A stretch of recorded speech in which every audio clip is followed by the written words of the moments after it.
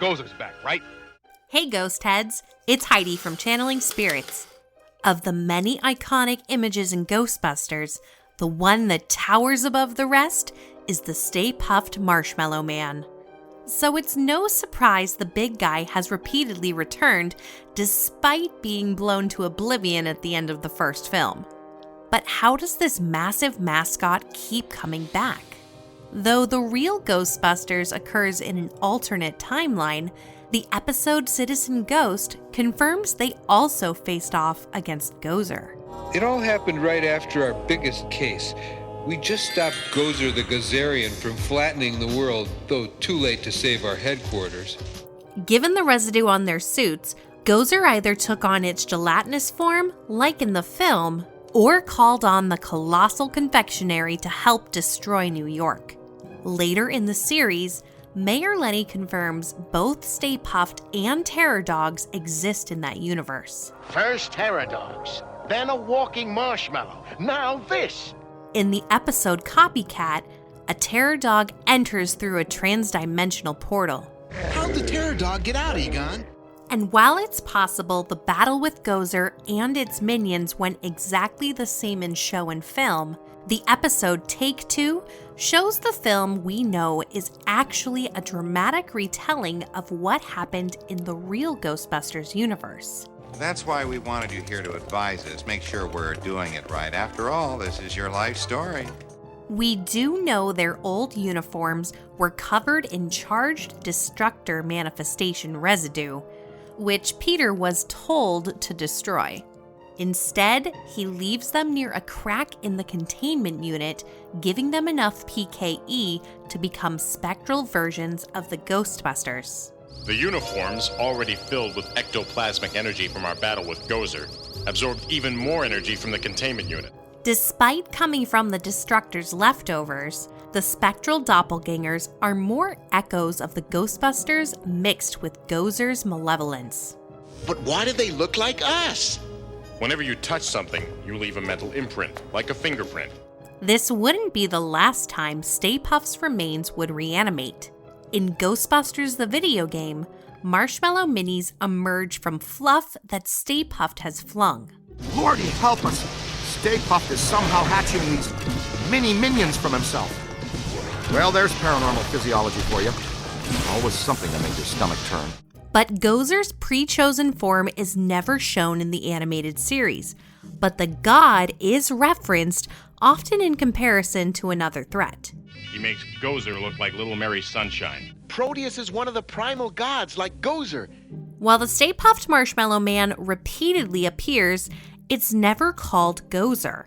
His first appearance in the real Ghostbusters is in Mr. Sandman, Dream Me a Dream, as a dream brought to life by a rogue Sandman.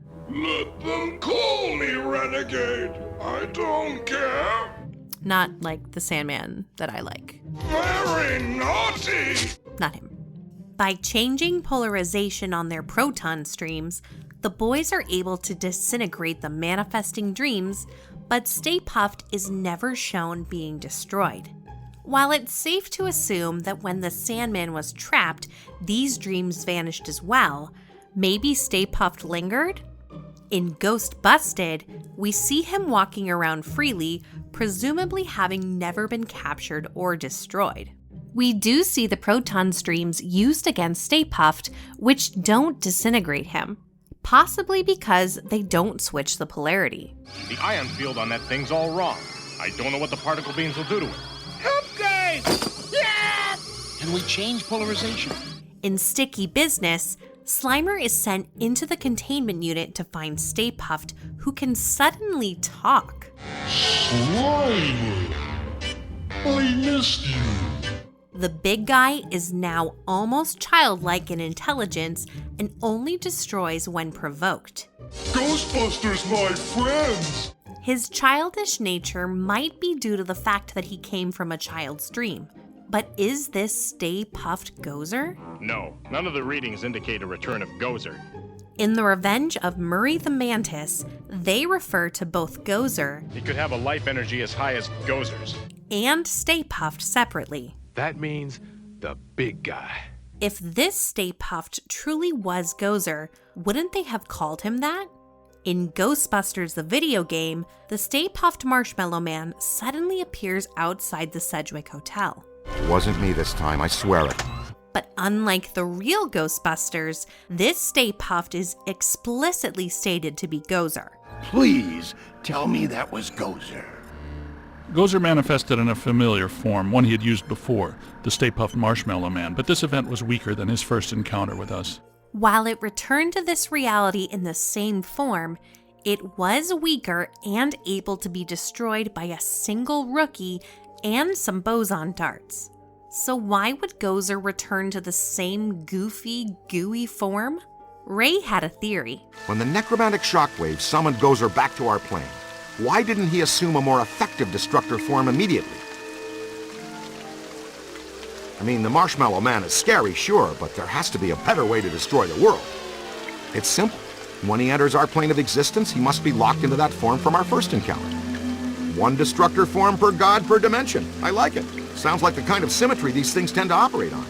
Hey, so maybe I didn't choose such a bad destructor after all, huh? Of course, by Ghostbusters Afterlife, we found out Gozer was not in fact bound by their Stay Puft form.